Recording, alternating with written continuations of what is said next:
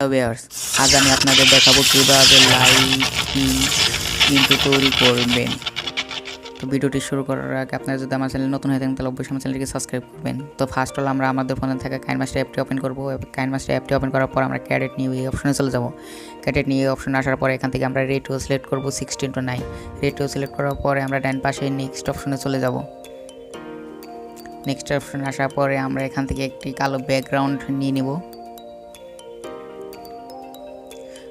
ব্যাকগ্রাউন্ডটাকে আমরা 7 second something করে দেব। হয়ে গেলে ডান পাশে উপরে টিক মার্ক দেখতে পারবো, জাস্ট এখানে ক্লিক করে দেব। এখানে ক্লিক করে হয়ে গেলে এরপর আমরা আবার লেয়ার অপশনে চলে যাব। লেয়ার অপশনে আসার পরে এখান থেকে আমরা মিডিয়ায় চলে যাব। মিডিয়ায় আসার পরে আমরা একটি লাইটিংয়ের টেমপ্লেট ইনপুট করে নেব। এরপর এটাকে আমরা ফুল স্ক্রিন করে দেব যতটুকু সম্ভব। তো আমি ফুল স্ক্রিন করে দিলাম। ফুল স্ক্রিন করে দেওয়ার পরে একটু নিচের দিকে আসবো। নিচের দিকে আসার পরে এখান থেকে একটি অপশন দেখতে পারবো ব্লেন্ডিং। তো আমি ব্লেন্ডিং অপশনে চলে যাব। ব্লেন্ডিং অপশনে আসার পর একটু নিচের দিকে যাব। একটু নিচের দিকে আসার পরে এখানে একটি অপশন দেখতে পারবো স্ক্রিন। তো আমরা স্ক্রিন অপশনটিকে সিলেক্ট করে উপরে ডান পাশে টিক মার্ক দেখতে পারবো, জাস্ট এখানে ক্লিক করে দিব। এরপর আমি আবার লেয়ার অপশনে চলে যাব। লেয়ার অপশনে আসার পরে এখান থেকে আমরা টেক্সট অপশনে চলে যাব। টেক্সট অপশনে আসার পরে আমরা আমাদের কাঙ্ক্ষিত চ্যানেলের নামটি লিখব। তো আমি আমার কাঙ্ক্ষিত ওয়ার্ডটি লিখতেছি ইউটিউব। তো আপনারা যে কোনো শব্দ লিখতে পারেন। তো আমি লিখলাম। লেখার পরে ওকে ক্লিক করব।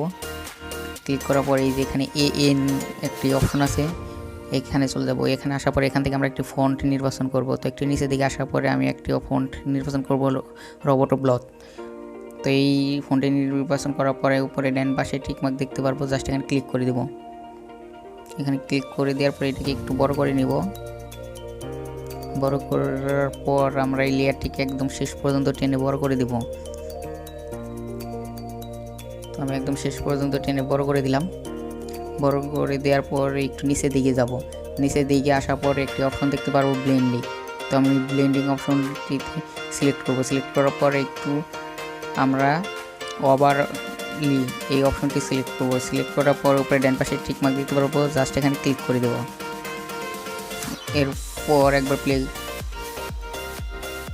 এরপরে আমরা লেয়ারের মাঝামাঝি অবস্থানে এসে আমরা এই লেখাটিকে যতটুকু সম্ভব বড় করে দেব, যাতে লাইটিংয়ের বাইরে না যায়। এরপর আমরা একবার প্লে করে দেখব।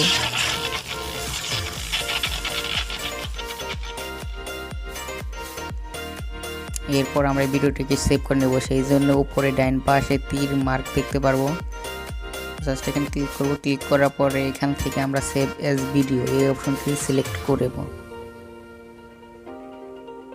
এখন আমাদের ভিডিওটি সেভ হয়ে যাচ্ছে। এরপর আমরা এর ফাইনাল আউটপুটটি দেখব।